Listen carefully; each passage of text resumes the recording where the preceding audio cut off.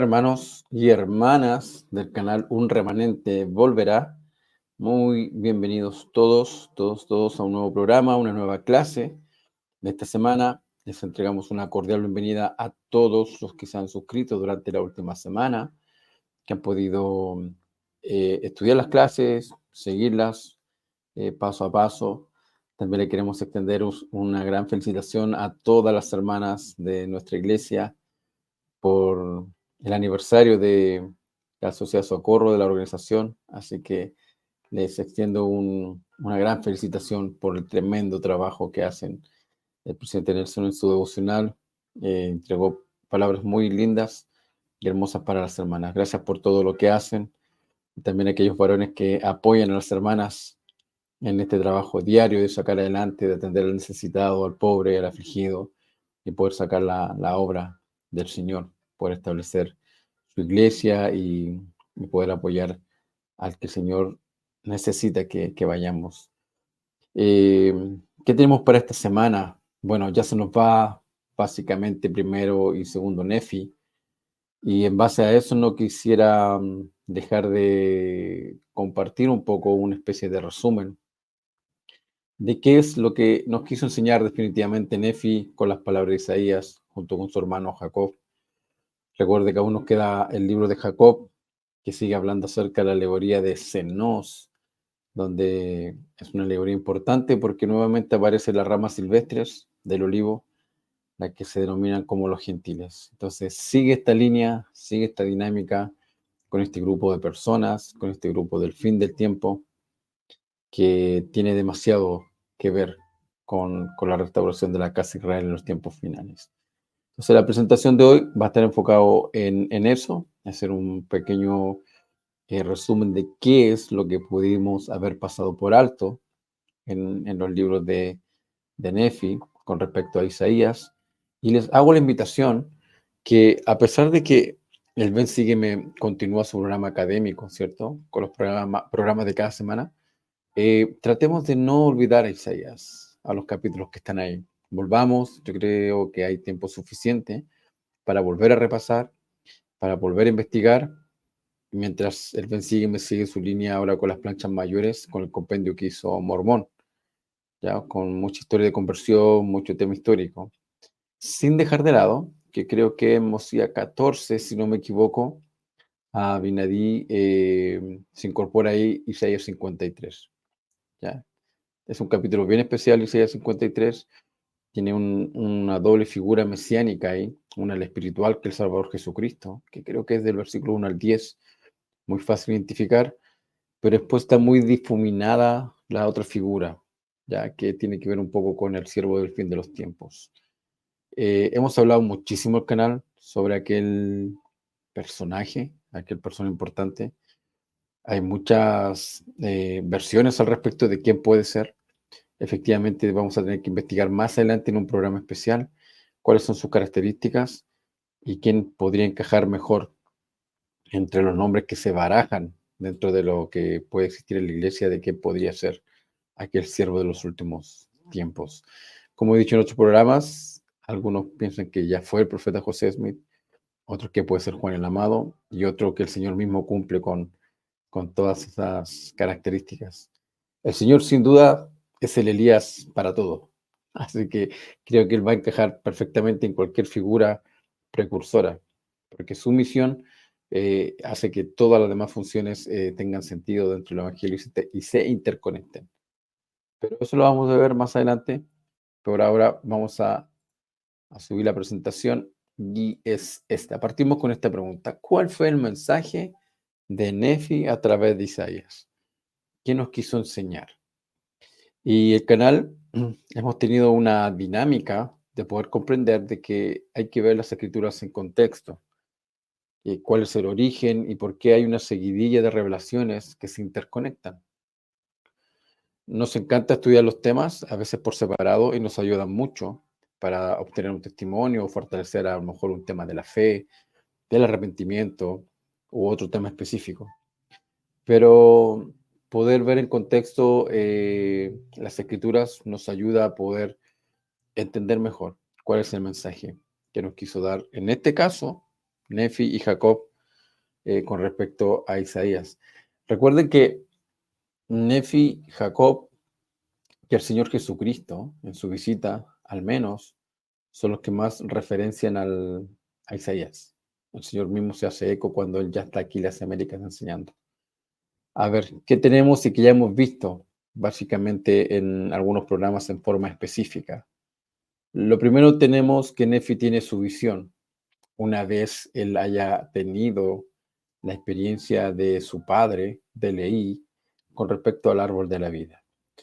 El Nefi capítulo 11, primer Nefi 11, ¿cierto? Ve el ministerio del Señor Jesucristo, ve la aparición, ¿cierto?, de su madre, ve una virgen, ya una mujer sumamente especial, y también se le prohíbe seguir escribiendo la visión apocalíptica que había tenido. Tenemos después el Nefi 12, a grandes rasgos, lo estoy viendo acá, hermanos y hermanas, ve su descendencia caer en la incredulidad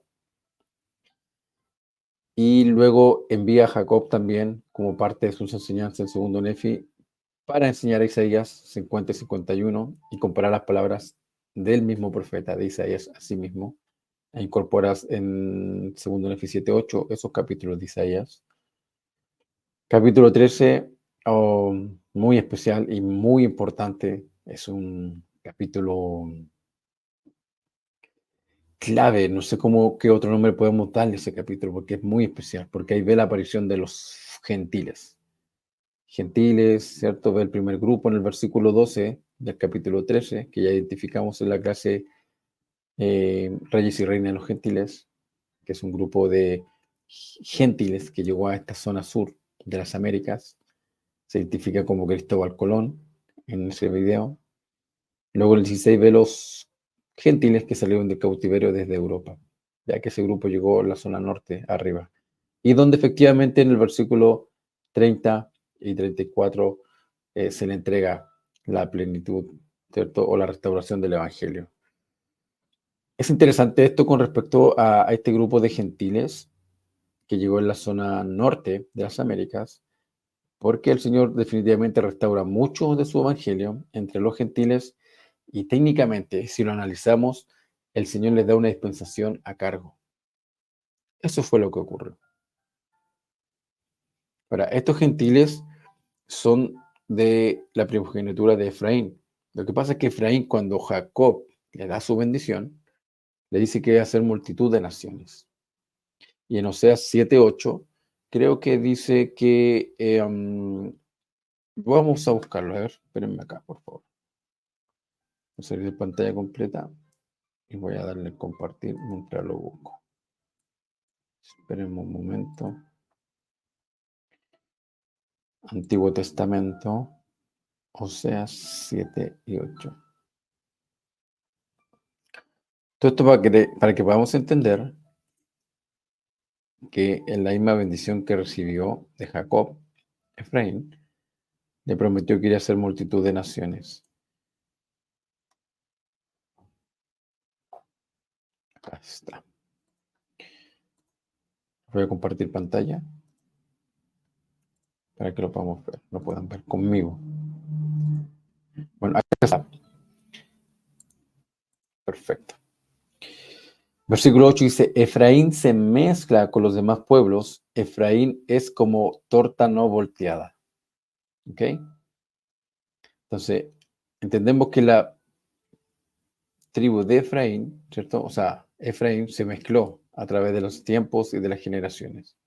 Entonces, como fue mezclado entre las naciones de los gentiles, es que tenemos esta ascendencia de parte de estos gentiles europeos que están en el cautiverio, como dice Nefi, 1 Nefi 13, versículo 3 al 16. Es por ahí que viene esta denominación de gentiles. Y ya he repetido muchísimas veces la escritura estrella del programa, de la declaración del profeta José Smith con respecto a que bíblicamente nosotros somos los gentiles. ¿Qué más ocurre en 1 Nefi 14:7? Que quizás no vimos bien. Bueno, la obra grande y maravillosa del fin de los tiempos. La plenitud del evangelio es entregado a estos gentiles efraínitas en 1 Nefi 15:13. Y vemos también cómo Nefi en 1 Nefi 20:21 agrega Isaías 48 y 49. Entonces, ¿qué quiero lograr con esta parte o esta introducción a este programa? ¿De qué vimos o qué se nos pasó en Nefi? Que todo esto es un sistema interconectado de la visión de Nefi. Eso es lo principal que podamos comprender. No hay hechos aislados. ¿Podemos sacar temas particulares? Sí, lo podemos hacer, pero el Señor nos dice que si podemos ver todo el tapiz completo de las Escrituras, vamos a tener un mejor entendimiento de la interconexión que existe. O sea, nada es al azar. Recuerde lo difícil que era escribir en planchas de metal, lo difícil que era conseguir el metal. Entonces, el libro de Mormón, si, si creemos realmente en, en que Dios actúa a través de patrones, modelos, que es la dinámica del programa, lo he enseñado muchas veces, casi cada programa lo digo, vemos que no hay nada al azar. Yo sé, cada nombre, cada ejemplo que existe, seguramente va a haber una réplica o una repetición con diferentes actores, diferentes naciones, diferentes tiempos, pero se va a repetir el proceso. E Isaías es lo mismo. El libro completo está lleno de esos patrones. Entonces, tenemos este contexto para no perdernos, que siempre Nefi fue una interconexión de temas. No había nada al azar. Luego, obviamente, el segundo Nefi 12 al 24, ya él incorpora los capítulos de Isaías completos. Isaías 2 al 5, que su parte central es declarar la destrucción del pueblo del fin de los tiempos. Su pueblo con el convenio. Isaías 6 al 8, ¿cierto? La rebelión de ese mismo pueblo. Isaías 9 al 12, un castigo. Isaías 3 al 14, humillación. Y puse entre paréntesis el capítulo 23 porque es más extenso la línea con respecto a ese tema. Pero Nefi solamente incorpora hasta el 14 allí. ¿Qué más? Atento con todo esto. ¿Qué más nos advierte Nefi?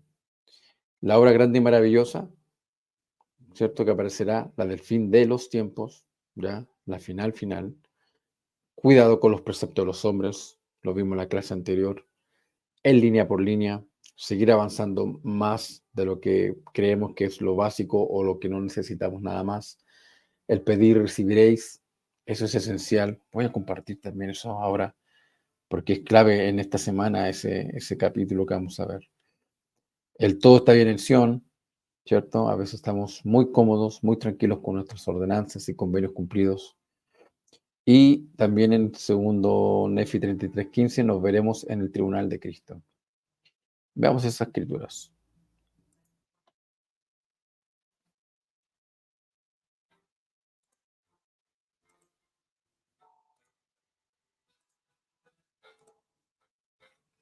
Ok, vamos a saltar a segundo Nefi, les dije, escrituras.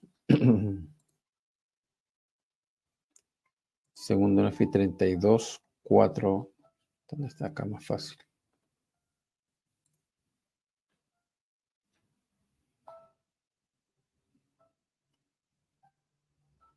Ok, este es un mensaje que nos entrega Nefi, ya como parte de la finalización de sus registros del mismo, antes de pasarlo de Jacob. Y dice el 32, versículo 4, dice, por tanto, si después de haber hablado yo estas palabras no podéis entenderlas, será porque no pedís ni llamáis. Así que no sois llevados a la luz, sino que debéis perecer en las tinieblas. Versículo 5. Porque aquí os digo otra vez que si entráis por la senda y recibís el Espíritu Santo, Él os mostrará todas las cosas que debéis hacer. Entonces, es importante esta enseñanza de Nefi. ¿Por qué? Porque precisamente es lo que menos a veces hacemos. Dependemos demasiado de la interpretación a veces de otras personas que sí nos ayudan, que hacen un esfuerzo enorme, que hablar de nuestros líderes, ¿cierto? Profetas y apóstoles, en poner señal o los términos de la doctrina. Pero también nosotros personalmente podemos pedir y recibir. Y eso no es una sola vez, debemos hacerlo en forma constante. hermanos y hermanas. Para finalizar, algunas palabras de Nefi. Déjeme agregar esto al escenario, que sería 33:15.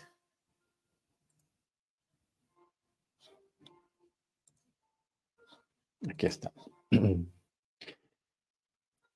Pues lo que sé yo en la tierra será presentado contra vosotros ante el tribunal del juicio, porque así me lo ha mandado el Señor, y yo debo obedecer. Esas son las palabras al cierre que tienen él. Dice que todo lo que él ha sellado, todo lo que él ha escrito, lo que ha intentado enseñarnos a través de Isaías, su experiencia personal, su viaje, ¿cierto? De Jerusalén junto con su familia, todo ello estará algún día ante el tribunal de Cristo.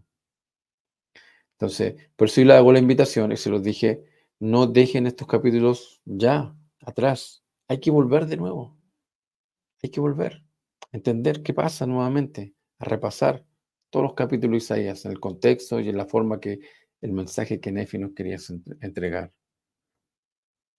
Vuelvo a repetir, acá está. Todo esto no se nos puede pasar.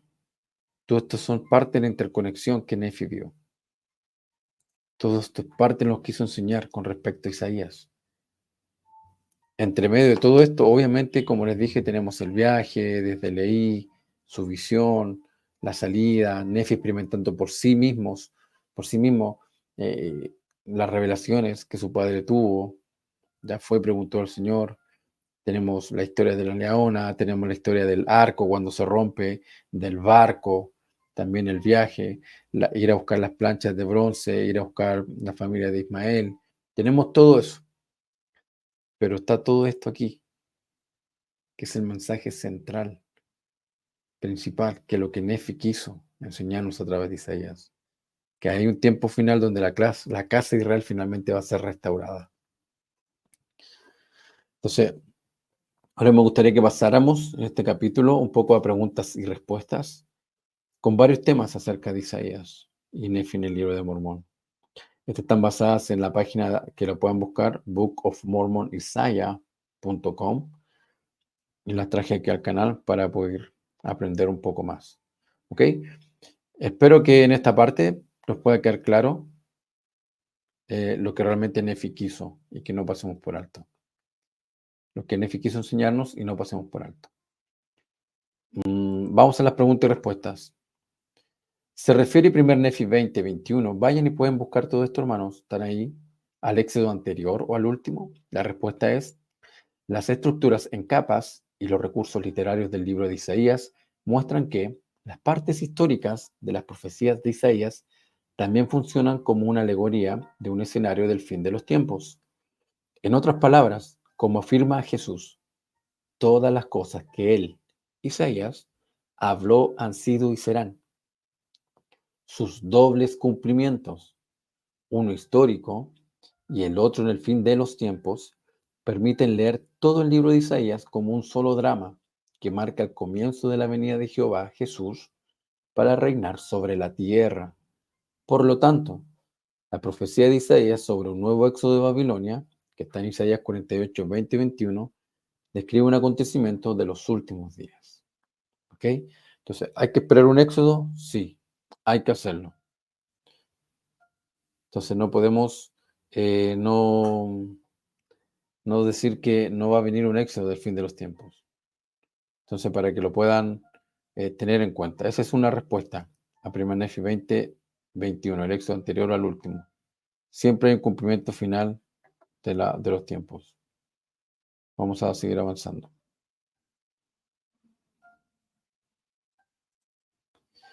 Otra pregunta. ¿A quién esconde el Señor en 1 Nefi 21:2 e Isaías 49:2? Este punto es importante, ¿ya? Porque ese versículo habla de lo siguiente. Vamos de nuevo a las escrituras.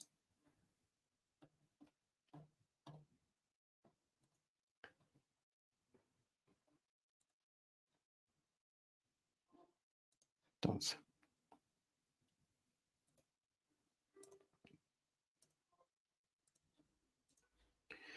Perfecto. Contextualicemos un poco. Tenemos primer Nefi 20, ¿cierto? Que es Isaías 48, que hay un programa. Acá hay un capítulo que le puse descifrando primer Nefi 20, Isaías 48, que habla de donde el Señor comisiona a su siervo del fin de los tiempos. Entonces, es ese mismo siervo donde hace referencia en la escritura en 1 Nefi 21:2, o sea, 49:2. Dice, y puso en mi boca, mantengamos acá, espérenme, ahí sí, y puso mi boca como espada aguda, me cubrió con la sombra de su mano, me cubrió con la sombra de su mano, y me puso por saeta pulida, me guardó en su aljaba.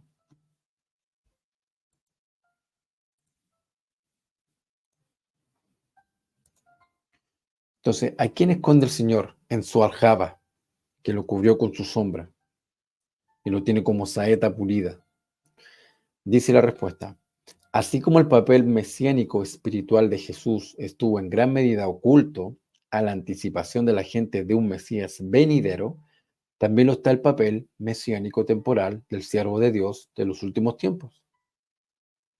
Esta vez, sin embargo, las expectativas de la gente se invierten cuando Dios vuelve a poner a prueba su fe. Mientras que los judíos esperaban un Mesías temporal y todavía lo esperan, ojo, este era el David que ellos esperaban en la época de Jesús, este siervo. Ellos entendían las escrituras a este punto, que tenía que aparecer un siervo davídico del fin de los tiempos, que restauraría a Israel. La mayoría de la gente hoy anticipa únicamente la venida de Jesús del parte de la línea cristiana mundial. Solamente estamos esperando la venida del Salvador Jesucristo en su segunda venida. Citando Isaías para decir lo que él mismo le prohibieron decir, Nefi nos informa sobre el precursor de Jesús, que restaura la casa de Israel y establece la acción a la que viene el Señor. Ese es el siervo que aún está oculto, dice la aljaba del Señor como saeta pulida. Otra pregunta que aparece en... Bueno, la pregunta es, ¿quiénes son las islas del mar que mencionan Nefi, Jacob e Isaías? Según Nefi y Jacob, quienes citan a Isaías, las islas del mar identifican uno de los lugares claves en los que Dios dispersó a la casa de Israel, cuando rompieron su pacto en la antigüedad. Al mismo tiempo, también aluden al regreso de Israel en los últimos tiempos de las islas del mar, a las tierras de herencia, cuando fue ayudado por los reyes y reinas espirituales de los gentiles. Citando Isaías 11, versículo 10 al 12, Nefi y Jacob anticipan el regreso de Israel de las islas y de las cuatro direcciones de la tierra. Esa obra es una obra final, ¿ok? No es lo que estamos llevando a cabo hoy con nuestra predicación misional. Es una obra final, porque no ocurre hasta que el Señor revela su brazo a las naciones. ¿Quién es su brazo? Aquí lo veremos. ¿Quién o qué es el brazo del Señor en 2 Nefi 8:9, Isaías 51:9? El brazo del Señor en Isaías 51:9 es uno de los dos brazos de Dios en el libro de Isaías. El brazo de justicia, el siervo de Dios de los últimos tiempos, que ejemplifica la justicia. Y dos, el brazo de la salvación, que es Jehová mismo, quien ejemplifica la salvación. El término brazo denota intervención divina cuando el siervo llamado justicia prepara el camino para la venida de Jehová como salvación para reinar sobre la tierra. La justicia del pueblo de Dios, literal y figurativa, precede a la venida de la salvación.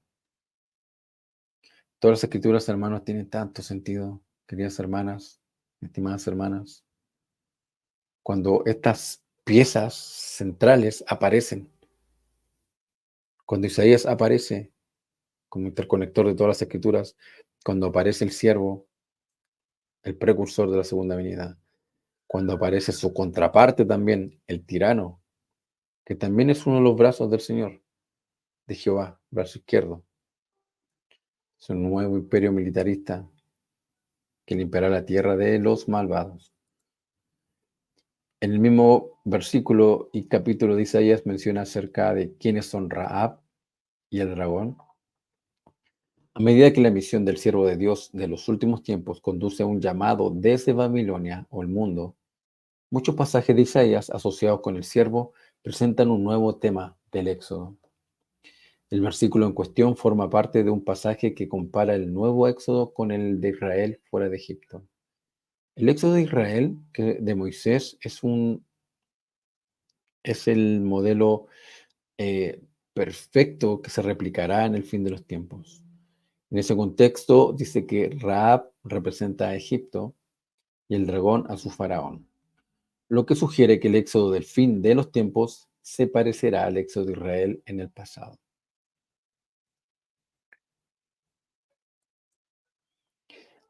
Las palabras una Biblia, ¿pueden referirse al libro de Mormón? Ya que Isaías y el libro de Mormón definen la obra grande y maravillosa del Señor como la restauración de la casa de Israel por el siervo de Dios de los últimos tiempos, cuando el Señor dice, volveré a extender mi mano por segunda vez para recobrar a mi pueblo, que es la casa de Israel. ¿Cuándo fue la primera vez? El éxodo de Moisés. ¿Cuándo va a ser la segunda vez? La obra grande y maravillosa del fin de los tiempos. ¿Quién la comienza? La aparición del siervo precursor. Los gentiles en Sión, con el convenio, que claman una Biblia, son aquellos que rechazan la palabra de Dios cuando su siervo presenta más escrituras de Cristo que están en las planchas mayores de Nefi y otros registros sagrados. Esta advertencia es para nosotros. Pensaremos que la obra del Señor ya está hecha. ¿Quién es el rey de Asiria? En segundo Nefi 20:12, Isaías. Rey de Asiria es un personaje central en el libro de Isaías. El hecho de que Nefi incluya la conquista del mundo antiguo por parte de Asiria y la apostasía del pueblo de Dios que la precedió entre los capítulos de Isaías que él y Jacob citan palabra por palabra, Isaías 2 al 14, segundo Nefi 2 al 24, ya vimos de qué tratan, el contexto de cada capítulo, significa que también se aplican al tiempo del fin, tal como lo hace la restauración de Israel. Estos capítulos difíciles de grabar en placas de metal no tenían simplemente un interés histórico, más bien completan gran parte del escenario de los últimos tiempos de Isaías y del libro de Mormón, de destrucción de los malhechores y liberación de los elegidos de Dios, en el que un rey de Asiria del fin de los tiempos juega un papel importante, porque esa va a ser su misión, limpiar la tierra de los impíos, los impenitentes, malvados, mientras que el siervo del Señor tiene la misión de liberar a los justos y llevarlos en este éxodo final. Ahora, ¿quién es la raíz de Isaí, de segundo Nefi 21:10 e Isaías 11:10?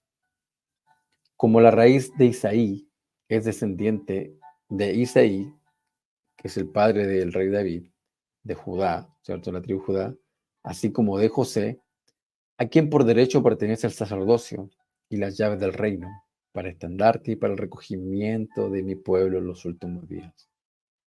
Ese es exactamente el mismo papel que Isaías aplica al siervo de Dios de los últimos tiempos, siendo otro que se llama David en los últimos días, levantado de su linaje.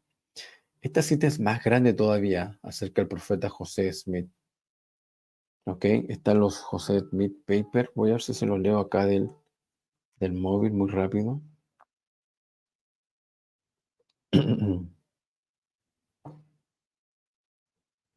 No, aquí está. Bueno, dice, discurso del 10 de marzo de 1844, según lo informado por Wilford Woodruff. Y son unos apuntes que él tomó directamente del profeta José Smith. Y dice, David buscó el arrepentimiento de la mano de Dios, cuidadosamente con lágrimas, pero él mismo podía pasar el infierno. Recibió la promesa de que su alma no debe ser dejada en el infierno. Esta es la parte importante del profeta José Smith, escrito por Wilford Woodruff. Aunque David fue un rey, nunca obtuvo el espíritu y el poder de Elías y la plenitud del sacerdocio. Y el sacerdocio que recibió y el trono y el reino de David le será quitado y entregado a otro con el nombre de David en los últimos días. Entonces, cuando se preguntó, el hermano o Elías Hitby, creo que es el que pregunta en Doctrina y Convenio 113, quién es el tronco, quién es la vara y quién es la raíz. Dice ahí, el Señor responde esto. Y tenemos esta referencia al profeta José Smith, donde menciona que este siervo aparecerá en los últimos tiempos. No puede ser Jesucristo, Juan el Revelador o José Smith, sino alguien que aún no ha desempeñado un papel terrenal como lo hacen todos los hombres.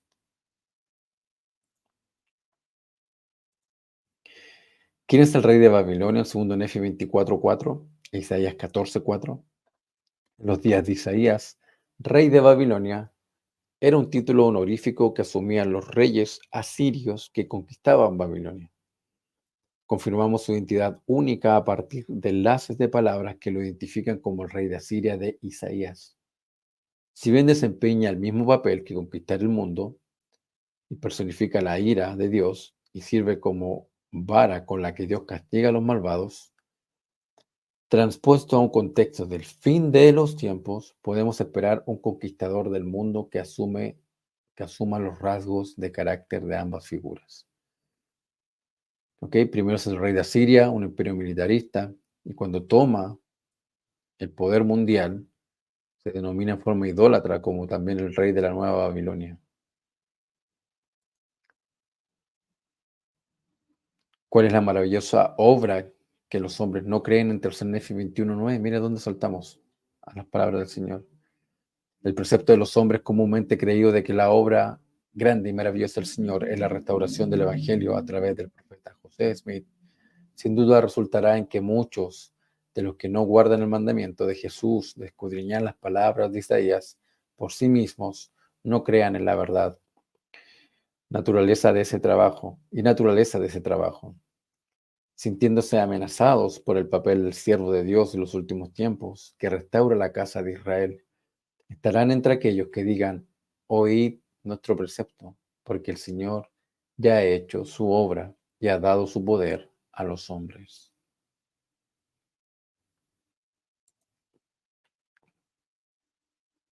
¿Qué palabras pronuncia el siervo en Tercer Nefi 21, 10, 11? Las palabras de Cristo que su siervo de los últimos tiempos expresa son las escritas en las planchas mayores de Nefi, cuando Jesús expuso todas las cosas desde el principio hasta el tiempo en que vendría en su gloria. Por el contrario, las palabras de Jesús en Tercer Nefi, capítulo 9, ¿cierto? Al 28, registradas en las planchas menores de Nefi, se llaman la parte menor de lo que él enseñó al pueblo, para que los gentiles del tiempo del fin no sean cortados de entre mi pueblo, que es del pacto. No se puede ser cortado, los gentiles, atento aquí, no se puede ser cortados del pacto si es que no lo hemos recibido. Entonces, no es a los gentiles fuera de la iglesia, no es a los gentiles sin convenio. Es crucial aprender las palabras de Isaías sobre el siervo que Jesús expone. ¿Por qué Isaías y Nefi llaman al Señor el Santo de Israel? El título Santo Israel que Isaías y los profetas suelen aplicar al Dios de Israel, práctica que sigue Nefi, reflejan la máxima santidad de Jehová, siendo testigo de los serafines a quien Isaías ve con Jehová en el templo cantando, Santo, Santo, Santo Jehová de los ejércitos. El título Santo Israel pretende así inspirar al pueblo de Dios a aumentar su propia santidad o consagración. Entonces serán llamados santos los que queden en Sión y los que queden en Jerusalén, todos los que fueron inscritos para estar entre los que vivirán en Jerusalén. Hay varias preguntas, son muchísimas, hermanos. Espero alcancemos a ver todas. Y ustedes también las pueden ver tranquilamente, poner pausa al video, analizar, pensar, ir a la escritura. ¿Por qué son difíciles de leer las palabras de Isaías en el libro de Mormón? Un obstáculo principal para comprender las palabras de Isaías en el libro de Mormón es el uso de la versión King James o Rey Santiago de la Biblia al citar a Isaías. Su traducción literal e inconsistente de las palabras de Isaías presenta un impedimento para cualquier lector. En segundo lugar, el uso de recursos literarios por parte de Isaías requiere un conocimiento de la manera de profetizar de los judíos, de las herramientas necesarias para escudriñar estas cosas, no simplemente para leer o estudiar a ellos, o sea, en referencia a las escrituras, a Isaías. En tercer lugar, buscar las palabras de Isaías requiere un esfuerzo personal, concertado para lograr una verdadera comprensión de los acontecimientos del fin de los tiempos. ¿Se puede entender el libro de Mormón separado de Isaías? El uso que hace el libro de Mormón de eventos pasados para predecir los futuros imita a Isaías. La gran y maravillosa obra de los hijos de Mosía de convertir a la humanidad, por ejemplo, presagia la gran y maravillosa obra de la restauración de Israel en los últimos tiempos por parte de los reyes y reinas espirituales de los gentiles. ¿Qué predice Isaías? La apostasía, la destrucción grande y maravillosa de los nefitas presagian la apostasía y la destrucción grande y maravillosa de los gentiles de los últimos tiempos. Y así sucesivamente. Basta decir que el libro de Mormón está firmemente basado en las palabras de Isaías.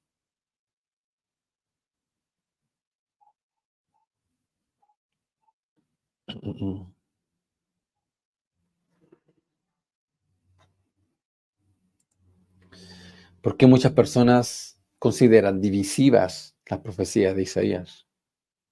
Por lo general, las personas que consideran que las profecías de Isaías son divisivas son aquellas que no las han buscado por sí mismas, como Jesús ordenó. En cambio, han sido inducidos a equivocarse en muchos casos porque han sido enseñados por preceptos de hombres.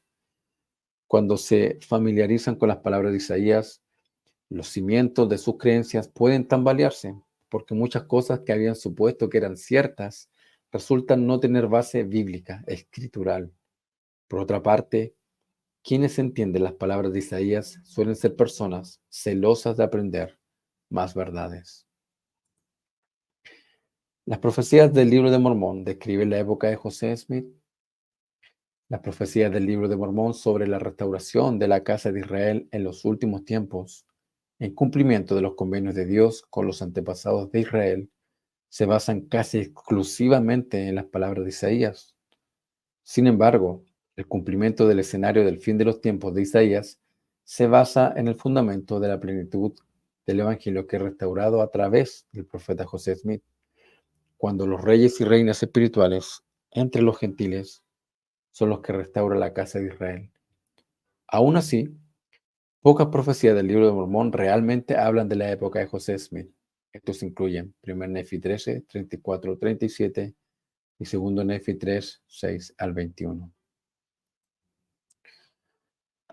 Se aplica las profecías de Isaías a la época de José Smith, tal como las escrituras definen la restauración del Evangelio a través del profeta José Smith en términos de comenzar, poner los cimientos de la gran y maravillosa obra del Señor de restaurar la casa de Israel, no como la obra grande y maravillosa en sí misma, lo vimos en el capítulo anterior. Las profecías de Isaías no tratan directamente los días de José Smith. Sin embargo, un brote, una vara o un brote de agua en la mini alegoría del olivo de Isaías encaja con la descripción de José Smith. Esto es en Doctrina y Convenios 113, 3 al 4.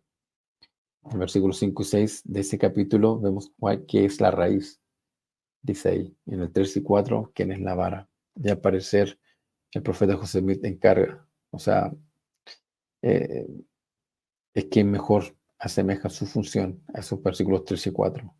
No así el 5 y el 6, que es un siervo futuro del fin de los tiempos. ¿Dónde está la plenitud del Evangelio en el libro de Mormón? Aunque el libro de Mormón contiene la plenitud del Evangelio de Jesucristo, o la plenitud de mi Evangelio eterno, esa plenitud no está en los principios básicos del Evangelio, como la fe en Cristo, el bautismo para la remisión de los pecados y el don del Espíritu Santo. Más bien se ilustra en las vidas ejemplares de aquellos que hicieron pacto con Dios. Eso es la plenitud del Evangelio, los pactos y cumplir con los términos del pacto para ser bendecidos. Si los quebrantamos, somos maldecidos. Y además, la plenitud del Evangelio se encuentra en aquellos que ofrecieron todo en sacrificio y sirvieron como salvadores de su pueblo. Entre ellos se encuentran aquellos que convirtieron a muchos a Jesús, que fueron trasladados y recibieron el poder de sellar. El máximo nivel que podemos alcanzar acá en la tierra, en una escalera espiritual que existe en Isaías, es convertirnos en un ser trasladado. Entonces, ¿cómo cómo interpretan Nefi, Jacob y Jesús las profecías de Isaías? Los profetas del libro de Mormón que vieron nuestros días anticiparon fervientemente el momento en que sus descendientes y toda la casa de Israel volverían a creer en Cristo, su Salvador. Por lo tanto, cuando Nefi, Jacob y Jesús hablan de la restauración de Israel, entrelazan sus propias profecías con las de Isaías, quien vio el fin desde el principio. Utilizándolos como fundamento bíblico y punto de partida, exponen las palabras de Isaías, aclarando muchas de sus profecías dentro del contexto de la restauración de toda la casa de Israel en los últimos tiempos. ¿Cuál es la manera de profetizar de los judíos, la manera de los judíos necesaria para entender Isaías? Isaías, llave del libro de Mormón, en los capítulos del programa, que son tres clases, explico un poco más acerca de eso. Pero para responder la pregunta ahora, la manera o método judío de profetizar e interpretar la profecía que Nefi defiende, en 2 Nefi 25:5, utiliza recursos literarios para transmitir la mayor cantidad de información profética posible en la menor cantidad de palabras.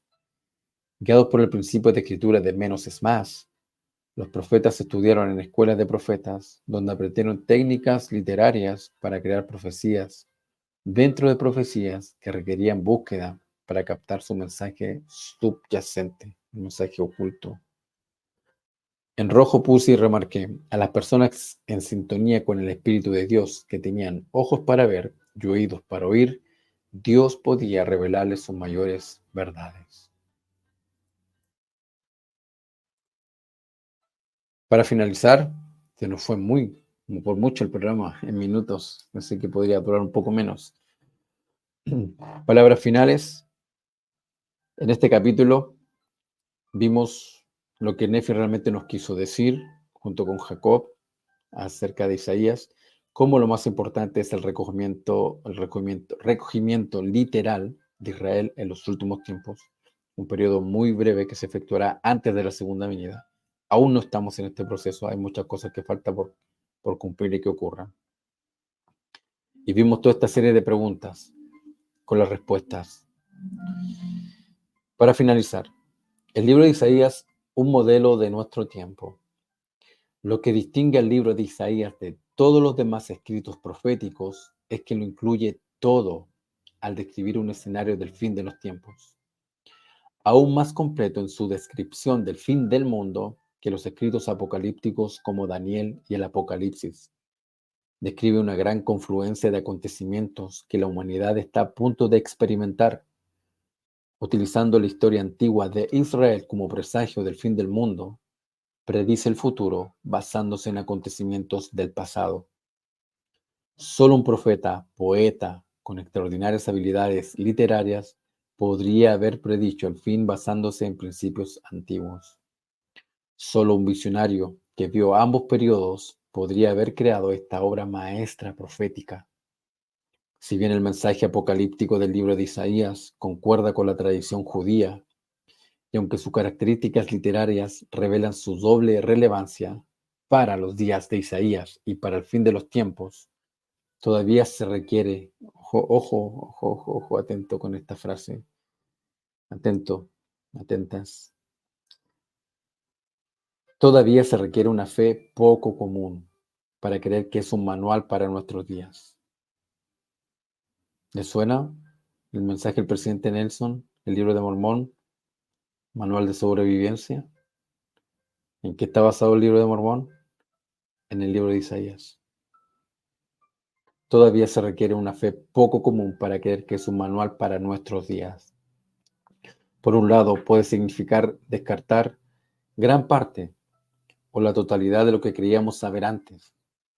Isaías prevé precisamente esa confusión cuando habla de los sordos que oyen y los ciegos que ven las palabras de su libro. Solo entonces, en un día en que apenas unos pocos discípulos conocerían su verdadero mensaje, los que se extraviaron en espíritu adquirirán conocimiento y los que murmuraron aceptarán la instrucción.